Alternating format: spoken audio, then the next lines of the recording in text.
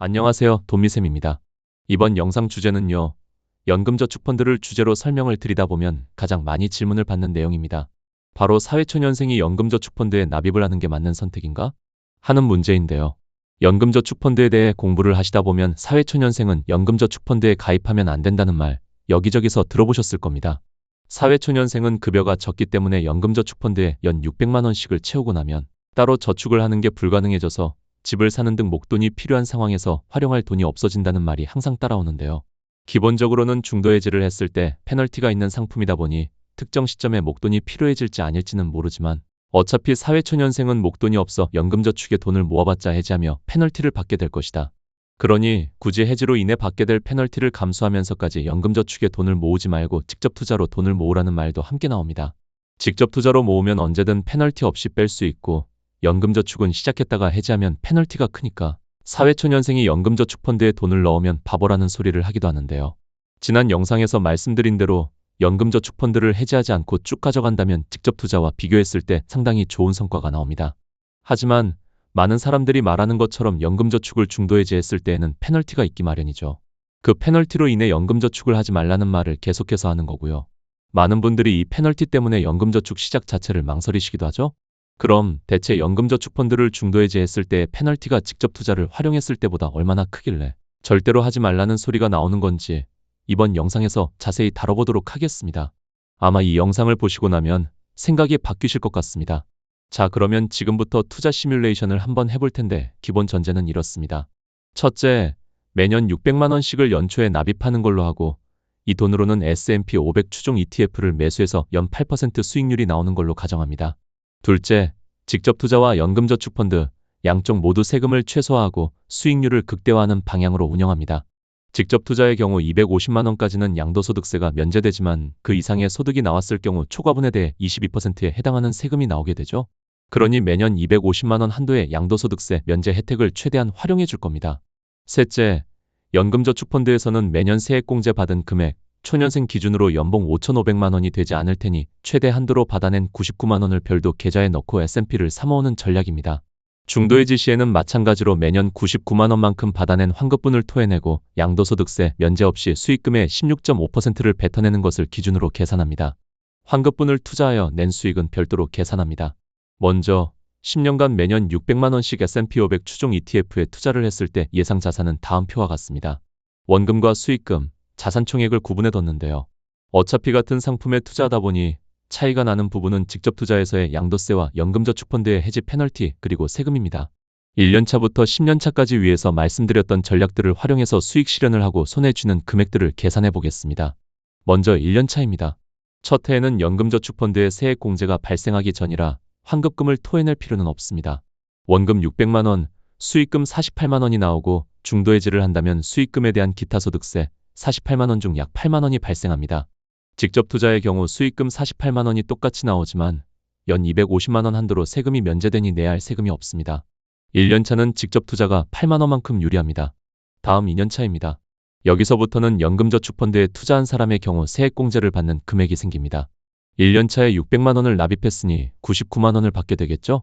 이 99만 원을 연초에 돌려받고 계좌 하나를 만들어 S&P 500에 투자합니다. 그러면 여기에 수익금 8만 원이 붙게 됩니다. 연금저축펀드에 투자한 사람들은 2년차부터 2개의 계좌를 돌릴 수 있으니 이 부분을 최대한 활용해보는 겁니다. 99만 원은 중도해지 시에 어차피 환수가 되겠지만 그 돈을 활용해서 낸 수익금은 그대로 가져갈 겁니다.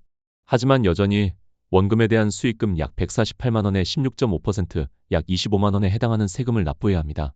앞에서 번 8만 원과 합치면 결국 뱉어내야 하는 돈은 17만 원이 나오게 되는데 직접 투자를 한 사람은 여전히 수익이 250만 원 미만으로 세금이 없으니 17만 원만큼 유리합니다. 3년차의 경우 연금저축펀드 중도해지자는 세액 공제분에 수익금 24만 원이 붙습니다.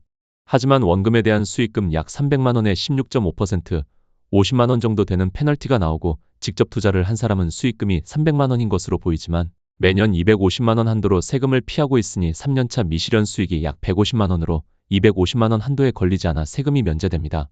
그러니 26만 원만큼 유리합니다. 4년차의 경우 연금저축펀드 중도해지자는 세액 공제분에 수익금 50만 원이 붙습니다. 하지만 원금에 대한 수익금 약 520만 원의 16.5%, 약 86만 원 정도의 페널티가 나오고 직접 투자를 한 경우 여전히 매년 사고 파는 활동을 통해 세금을 피할 수 있으니 36만 원만큼 유리합니다. 5년차의 경우 연금저축펀드 중도해지자는 세액 공제분의 수익금 86만 원 정도가 붙습니다. 하지만 원금에 대한 수익금 800만 원에 16.5%, 132만 원의 페널티가 나오고 직접 투자와 비교해보면 46만 원의 손해를 보게 됩니다. 6년차로 가보겠습니다. 연금저축펀드 중도해지자는 세액 공제분의 수익금 132만 원이 붙고 원금에 대한 수익금 1153만 원에 16.5%, 190만 원 정도의 페널티가 나와 약 58만 원의 손해를 보게 됩니다. 여기서부터는 직접 투자 계좌 역시 매년 250만 원씩 팔고 사며 양도세를 피했더라도 연간 수익금이 면제 한도를 넘어서게 되며 세금을 내야 하는데요. 수익금 350만 원 중 250만 원은 세금이 면제되고 나머지 100만 원에 대해 22% 세금을 내야 하므로 22만 원이 빠지게 됩니다. 연금저축펀드 중도해지자는 58만 원 손해를 봤지만 직접 투자자의 경우도 22만 원의 세금을 내게 되므로 둘의 차이는 36만 원으로 좁혀지게 됩니다. 6년 차부터는 간극이 좁아지기 시작하는 겁니다. 7년 차로 가면 연금저축펀드 중도해지자는 세액 공제분의 수익금 189만 원 정도가 붙고 원금에 대한 수익금 1,580만 원에 16.5%, 약 260만 원의 페널티가 나오게 됩니다. 계산해보면 70만 원의 손해를 보게 됩니다. 직접 투자를 한 경우 1년간 누적 수익이 430만 원, 이전 연도 누적 수익 350만 원 중 250만 원만 세금을 피했으니 누적 미실현 수익이 530만 원이 되는데요. 250만 원 면제 후 280만 원에 대해 22% 세금을 내야 합니다. 세금이 61만 원 정도 나오니 70만 원에서 61만 원을 뺀 9만 원으로 차이가 더 좁혀집니다. 8년 차부터는 상황이 반전됩니다. 모인 금액이 커지며 세액 공제분에 대한 수익금도 늘어나고 매년 250만 원 한도로 세금을 면제받던 직접 투자 계좌에 미실현 수익이 쌓이며 22% 세금이 잡히는 금액이 점점 늘어나기 때문입니다. 금액이 커지면 커질수록 중도해지 시의 수익금의 16.5%만을 세금으로 떼가는 데다가 그간 받은 세액 공제분을 투자해서 불린 수익금은 그대로 가져갈 수 있는 연금저축펀드 계좌가 계속해서 유리해지는 겁니다. 위 내용을 표로 정리해보면 다음과 같습니다. 길게 말씀드렸고 계산이 복잡하실 수 있지만 결과만 말씀드리자면 연금저축은 어느 시점에 중도해지를 하더라도 직접 투자에 비해 최대 50만 원 정도의 손해를 보는 수준이며 8년 차부터는 중도해지를 하더라도 직접 투자보다 총 자산면에서 유리합니다. 중도해지를 하지 않는다면 세액 공제분을 재투자해서 내는 성과 플러스 30년 뒤 출금을 해야 할 때의 양도세를 생각해봤을 때 노후 대비 측면에서 직접 투자가 연금저축펀드를 절대 따라올 수가 없습니다. 그러니 중도해지 시 페널티가 너무 크다는 말은 옳지 않습니다.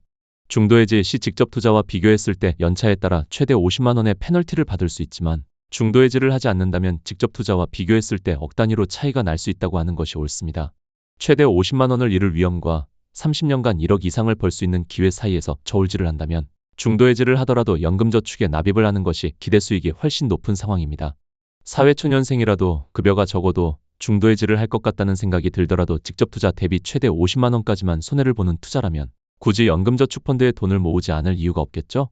돈이 없어서 대출을 갚으려고 집만 사고 하려고 중도해지 페널티가 무서워서 등등 연금저축을 하지 않을 이유는 무궁무진합니다. 내일은 내일의 핑계가 생기기 마련이고요. 근데요. 1년씩 늦었을 때 그리고 아예 안 했을 때 잃을 것들이 더 많습니다. 이제 그만 미루고 시작해보시는 건 어떨까요?